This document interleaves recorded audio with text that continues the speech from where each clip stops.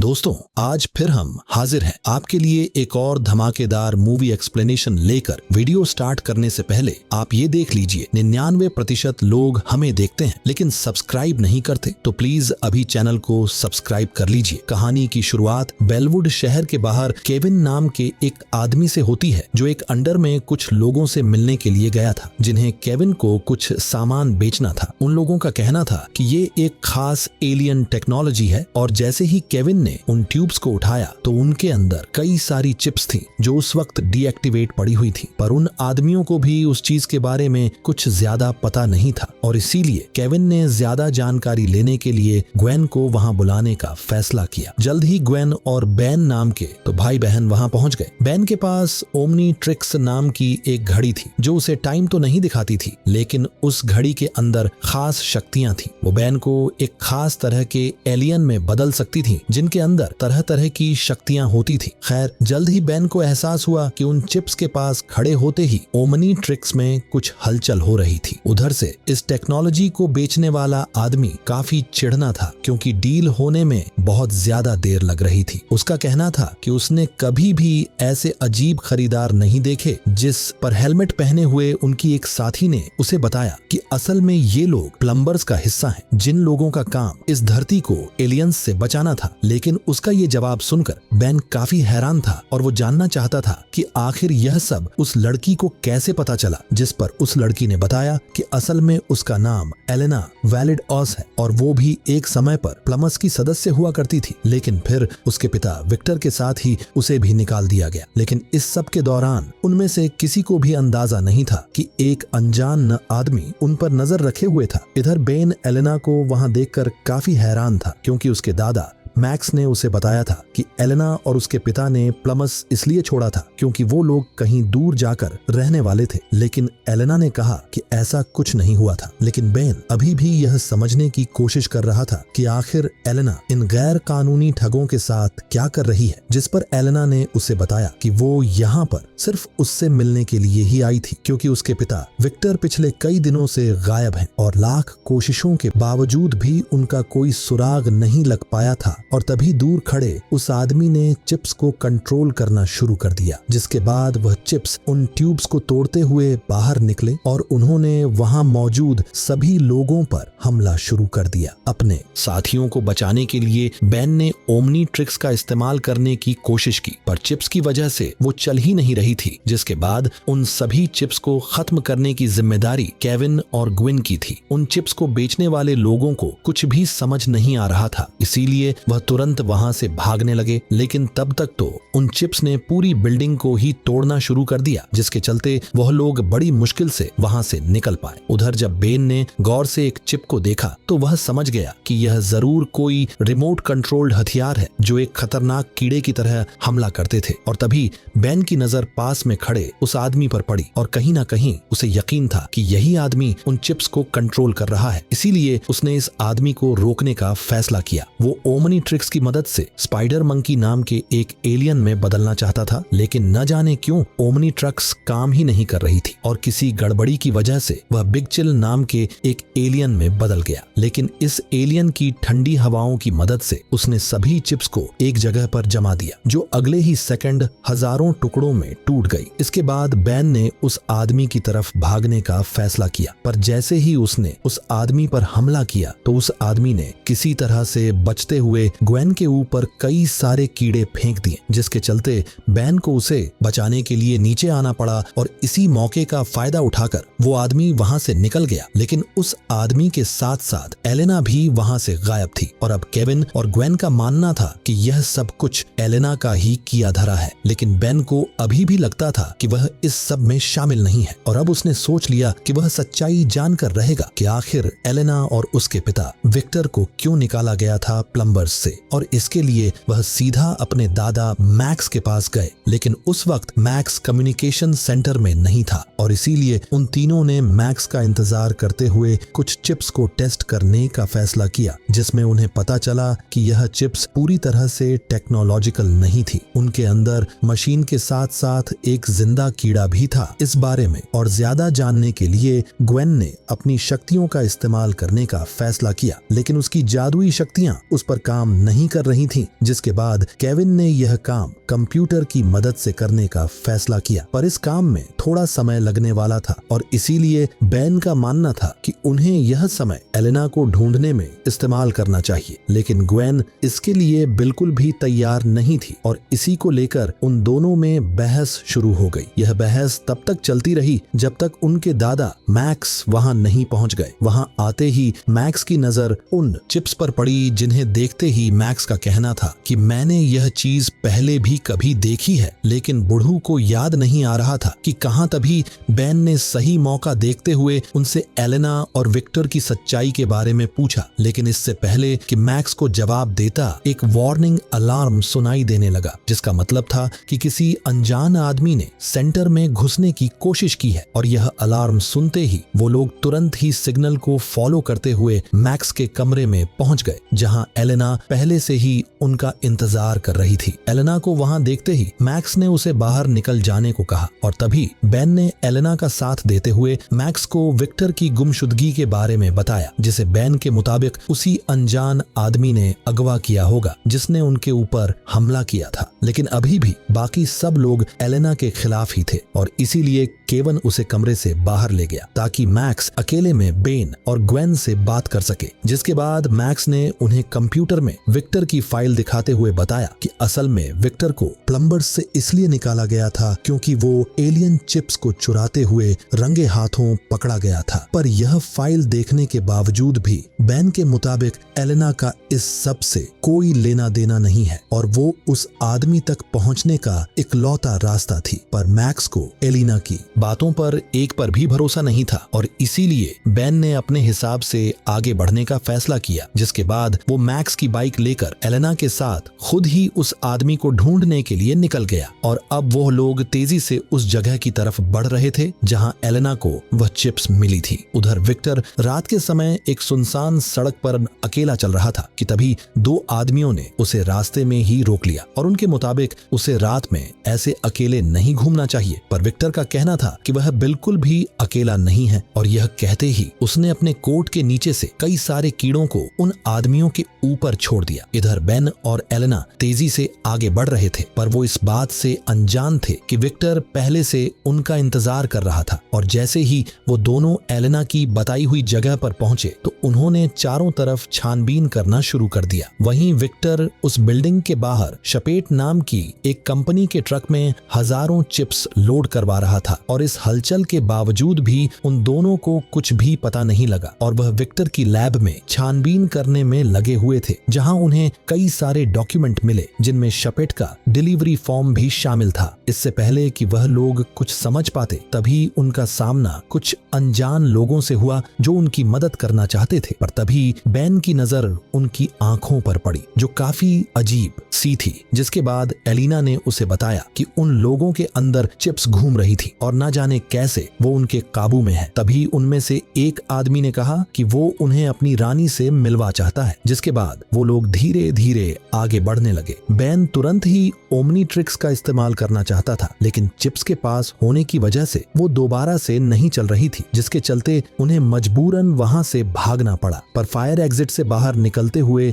उन्हें एहसास हुआ कि वो लोग चारों तरफ से घिर चुके थे और इसीलिए बेन ने अपनी ओमनेट को ओवरपावर करके उन लोगों पर एक हमला किया, जिसने उन सभी को पीछे धकेल दिया। और इस मौके का फायदा उठाकर वो लोग अपनी बाइकों पर बैठकर भाग निकले, लेकिन वहां से निकलते ही एलिना की बाइक फिसल गई, जिसके बाद बेन को उसे अपनी बाइक पर बैठाने के लिए वापस आना पड़ा। वहां से निकलते ही बेन ने एलिना को बताया कि अब उन्हें जल्द से जल्द शिपित के ऑफिस जाना पड़ेगा क्योंकि इस पहेली का अगला सुराग वहीं से मिल सकता है। उधर सेंटर पर केविन और ग्वेन ने आखिरकार चिप्स के एनर्जी सिग्नेचर का पता लगा लिया था। उन्होंने हिसाब लगाया कि इस तरह की एनर्जी सबसे ज्यादा शिपित के डिस्ट्रीब्यूशन सेंटर में मौजूद थी। उन्होंने तुरंत ही वहां जाने का फैसला किया, पर वहां पहुंच पहुंचने पर उन्हें पता चला कि सेंटर तो पूरी तरह से खाली हो चुका था। उन्होंने फिर भी छानबीन जारी रखते हुए कोई सुराग ढूंढना शुरू कर दिया और अपनी तहकीकात में उन्हें दुनिया भर में भेजे गए सामान की पर्चियां मिली। पर तभी वहां काम करने वाले एक आदमी ने उन्हें देख लिया और उसने उन्हें तुरंत वहां से चले जाने को कहा। लेकिन उन्हें यह समझ नहीं आ रहा था कि आखिर इतनी रात कोई आदमी यहाँ कर क्या रहा है। और सवाल करने पर उसने जवाब दिया कि मेरा काम अपनी रानी की सेवा करना है और उसके लिए समय मायने नहीं रखता, फिर चाहे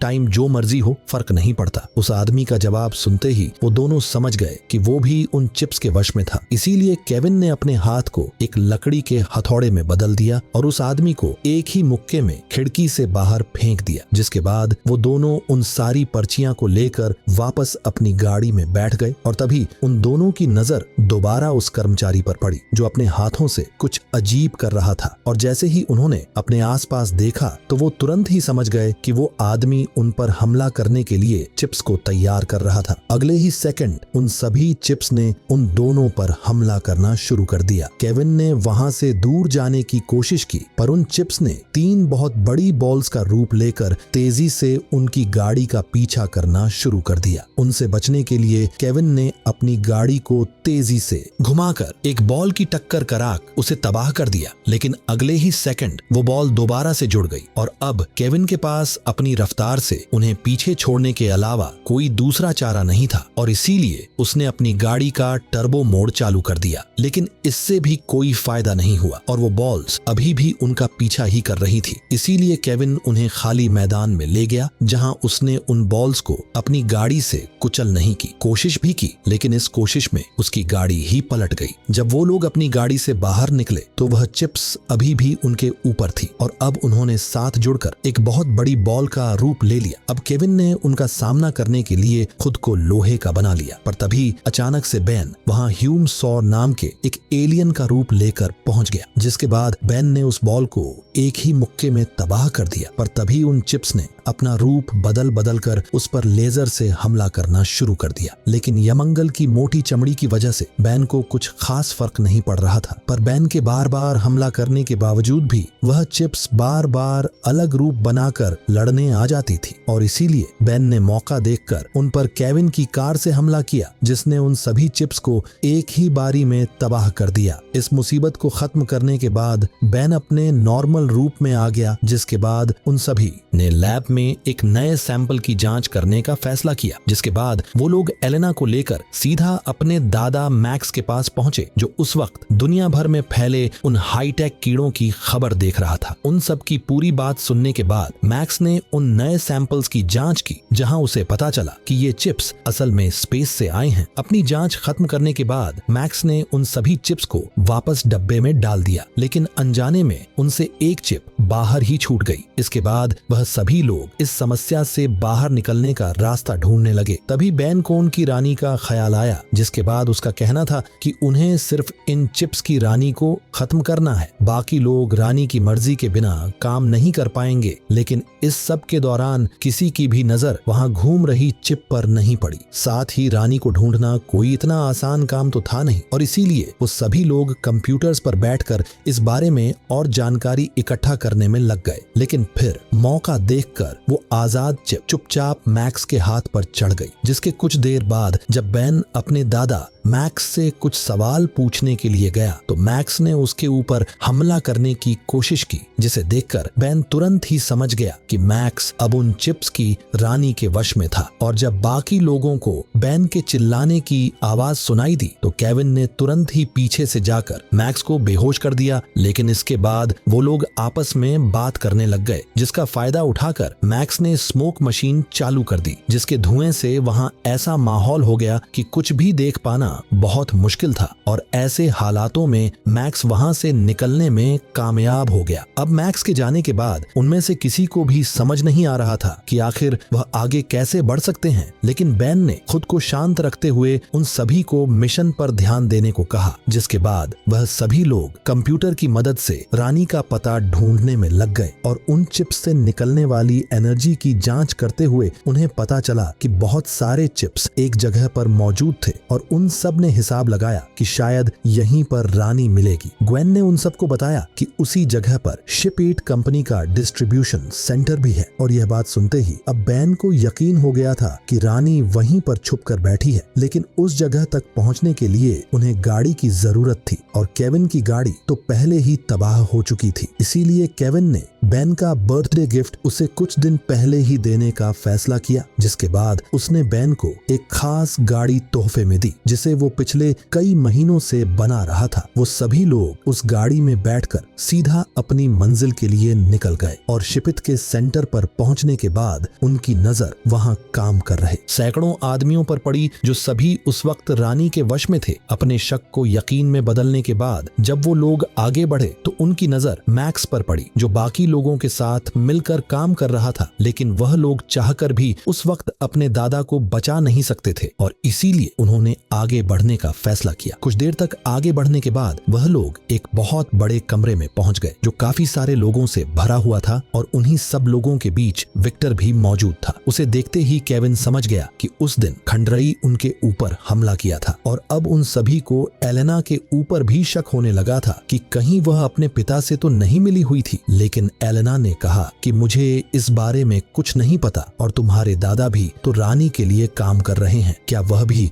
मेरे बाप के साथ ही मिला हुआ है? और उसकी इस बात में कहीं ना कहीं सच्चाई भी थी क्योंकि विक्टर बिल्कुल मैक्स की तरह ही बर्ताव कर रहा था, लेकिन केविन को अभी भी एलेना पर पूरा विश्वास नहीं था। खैर, बेन ने बीच में आकर सबको शांत किया और फिर उसके बाद वो विक्टर को देखने के लिए गया जहां उसे एहसास हुआ कि असल में विक्टर अंडे दे रहा था, जिसका मतलब था कि रानी उसी के अंदर मौजूद है। यह जानकारी मिलते ही केविन के ने लगा कि उन्हें विक्टर को भी उड़ा देना चाहिए, लेकिन एलेना ने ये सुनते ही तुरंत अपने पिता की जिंदगी की भीख मांगना शुरू कर दिया, जिससे बेन को एलेना से किया हुआ अपना वादा याद आया कि वह उसके पिता को सही सलामत उस तक पहुंचाएगा। अब उसने ओमनीट्रिक्स की मदद से एलियन एक्स बनकर इस लड़ाई को लड़ने का फैसला किया, पर तभी ग्वेन ने उसे ऐसा करने से रोकने की कोशिश की और उसके मुताबिक इस चीज में बहुत ज्यादा खतरा था क्योंकि अगर रानी ने किसी तरह से बेन को अपने वश में कर लिया तो इस धरती को बचाना असंभव हो जाएगा। वो लोग इस बारे में बातचीत कर ही रहे थे कि तभी अचानक एक आदमी ने एलेना को पकड़ लिया, जिसके चलते वहां मौजूद सभी लोगों को उनकी मौजूदगी के बारे में पता चल गया। अपनी तरफ बढ़ते हुए खतरे को देखकर बेन ने आखिरकार ओमनीट्रिक्स का इस्तेमाल करने का फैसला किया, लेकिन उन चिप्स की वजह से ओमनीटर से नहीं चल रही थी और वो बहुत बड़े एलियन एक्स की जगह नैनोमैक नाम के एक दूसरे एलियन में बदल गया जो असल में इंसान और नैनो चिप का फ्यूजन था। इसके बाद बेन खुद को और छूटा करते हुए सीधा विक्टर की तरफ बढ़ा और वह चुपचाप विक्टर की नाक के जरिए उसके शरीर के अंदर घुस गया। जहां पहुंचते ही उसे रानी की आवाज सुनाई देने लगी। वहीं बाहर उसके साथ ही बाकी आदमियों से लड़ने में लगे हुए थे और बेन अकेला विक्टर के शरीर के अंदर उस रानी से लड़ रहा था। रानी उसे अपने वश में करने के लिए हर एक मुमकिन कोशिश कर रही थी। दरअसल रानी का प्लान था कि वह पूरी दुनिया के इंसानों को एक ही बारी में खत्म करेगी और इसके लिए उसने अपने सभी चिप्स को